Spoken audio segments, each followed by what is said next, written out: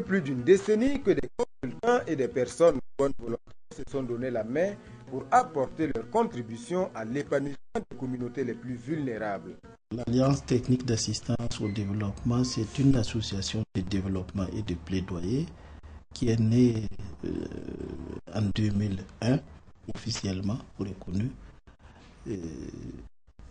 C'est un regroupement de personnes ressources qui, à l'initiative, voulait venir en appui, en aide aux structures et aux institutions qui ont besoin des services de consultants, mais qui malheureusement ne disposent pas des moyens pour faire face aux exigences de ces consultants.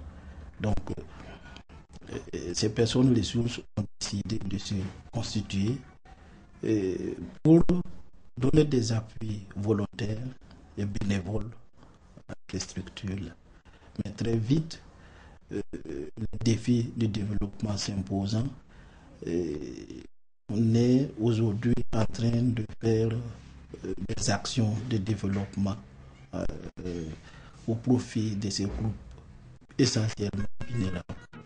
Depuis lors, l'Alliance technique d'assistance au développement attarde cesse d'étendre ses actions au grand bonheur de nombreux bénéficiaires. Appuyer les communautés de base pour qu'elles maîtrisent par elles-mêmes les changements, c'est là le credo de l'ATAD. En cela, elle se donnait pour mission, sur le plan politique, d'aider son public cible à participer effectivement pleinement aux prises de décision. Au niveau économique, ATAD met l'accent sur l'exploitation durable des ressources naturelles. Concernant le volet social, la structure apporte son appui aux communautés afin qu'elles puissent mieux s'organiser pour s'adapter aux changements. Pour le moment, 4 régions ont été ciblées: le centre-nord, le nord, le Sahel et le plateau central.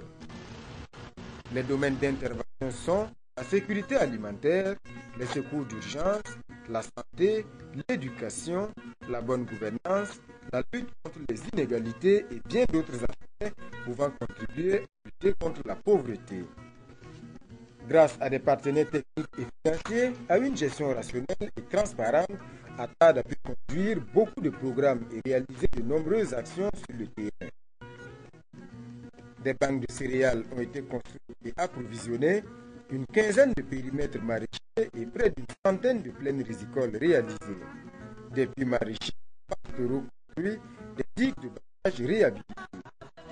Toujours dans le domaine de la sécurité alimentaire, des cordons pierreux, des fosses fumières, les distributions d'aliments, de l'eau d'équipement, etc. Dans le domaine de l'éducation, des salles de classe ont été construites, des équipements matériels, des fournitures scolaires distribuées. Concernant l'eau et l'assainissement, des forages, des latrines et bien d'autres ont été réalisés. Quant à la gouvernance locale, 25 comités de suivi à la barre, CSB, ont été mis en place dans les 3 provinces du centre-nord, dont la contribution a été appréciée à sa juste valeur. Cette structure vient échanger avec les acteurs que nous sommes et les autres acteurs de lutte contre la pauvreté, savoir qu'est-ce qui se mène dans nos différents services et quelles sont les activités concrètes qu'ils mènent, que les uns les autres mènent afin de lutter contre la pauvreté, afin de contribuer au mieux-être de la population, des populations de notre province. Donc c'est une structure que nous avons accueillie favorablement et nous favorisons même les contacts de cette structure-là avec les services techniques de l'État et avec d'autres partenaires intervenant dans la province. Donc cette structure est la bienvenue. Il y a eu des études, il y a eu en tout cas beaucoup d'efforts avant que le projet ne puisse s'installer dans notre province. Donc les populations ont été consultées et effectivement on a constaté que la femme ne participait pas en temps plein aux décisions publiques et aux activités de façon globale. Et donc le projet en tout cas est soutenu au plus haut niveau de notre pays et à l'échelle de la région et à l'échelle de la province. Les structures déconcentrées de l'État les accompagnent aussi bien que les administrations publiques de façon globale. Fort de ses nombreux acquis et grâce à cette longue expérience, à son large réseau de partenaires avec les structures de développement, à la confiance des partenaires techniques et financiers, ATAD s'est donné pour ambition d'élargir son champ d'action. L'une de ses priorités, le renforcement des capacités des acteurs. C'est pourquoi elle a initié un projet ambitieux, un centre de formation et de production agro-silvopastorale, promotion de l'économie sociale et solidaire. Lorsque vous faites le diagnostic du secteur du développement rural, l'un des handicaps, c'est l'insuffisance de formation, notamment des ruraux, en termes de prise en charge, en termes de capacité endogène à justement promouvoir ce secteur-là.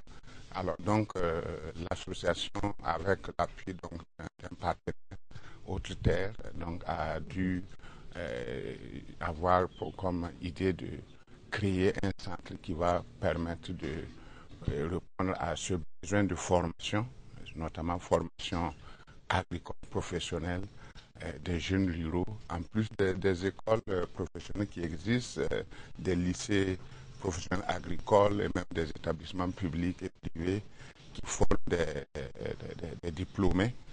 En plus de ce cadre-là, on a jugé nécessaire de créer également ce centre qui va particulièrement s'intéresser à des professionnels. Le centre de formation et de promotion agro-silvopastorale et artisanale sera implanté à Louda, une localité située à une dizaine de kilomètres de Kaya. Le centre de formation de Louda a pour objectif de recruter des jeunes, des déscolarisés et des jeunes ruraux que nous allons former en agriculture, en élevage, dans l'environnement, afin que ces jeunes-là puissent aller chez eux, et nous aurons une équipe de suivi qui va les accompagner, et pas contrôler, mais cette équipe de suivi-là va les accompagner, les conseiller, afin que ce qu'ils ont appris ici-là ne soit pas une perte. Le centre disposera de plus de 10 hectares de superficie. Son atout, il est situé aux abords du barrage de Louda. 50% de la superficie sera destinée à l'aménagement pour les activités pédagogiques et de production. Le reste pour les bâtiments administratifs. Comme c'est un projet qui est national, pour ne pas dire international, bon, nous avons commencé par certaines infrastructures telles que la maison, le poulailler. Nous avons commencé par une grange où nous avons stocké les aliments pour les œufs. Nous avons commencé des tables, et ça c'était en 2011. En 2012, il y a eu le recrutement du chef de centre, il y a eu le recrutement des stagiaires, et il y a eu également le début de l'élevage, parce que nous avons acheté une dizaine de bœufs que nous sommes en train d'embaucher, et bientôt on va les sortir pour nous approvisionner à nouveau. Il vise notamment la formation de ceux qui sont déjà dans le métier, donc c'est des jeunes ruraux. On peut aussi avoir affaire à effectivement des étudiants qui veulent encore davantage s'intégrer dans le développement rural.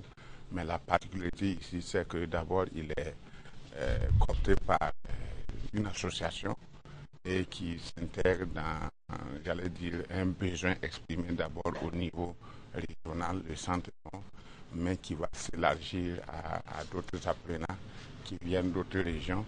Et il va en association avec les collectivités territoriales, les services techniques qui œuvrent déjà dans le domaine, le privé, la société civile.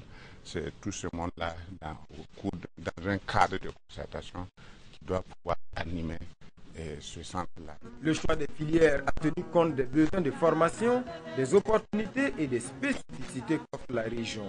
Maroquinerie, soudure, menuiserie et surtout le secteur agricole. On s'en parle de formation.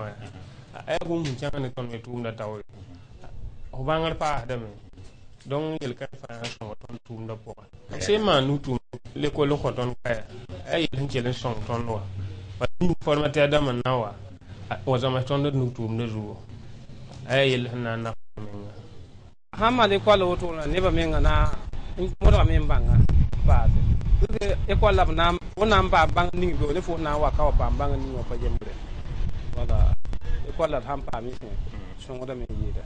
L'avantage d'une école de formation à Kaya, c'est apprendre les enfants, les petits frères le métier quoi. Il y a des enfants qui ont abandonné l'école, qui ne connaissent rien, ni rien. Mais s'ils apprennent le métier, après ça peut les servir dans leur vie. L'offre de formation sera élargie au maximum d'actifs ruraux en amont et en aval de la production agricole. L'administration, toute seule, ne peut pas tout faire.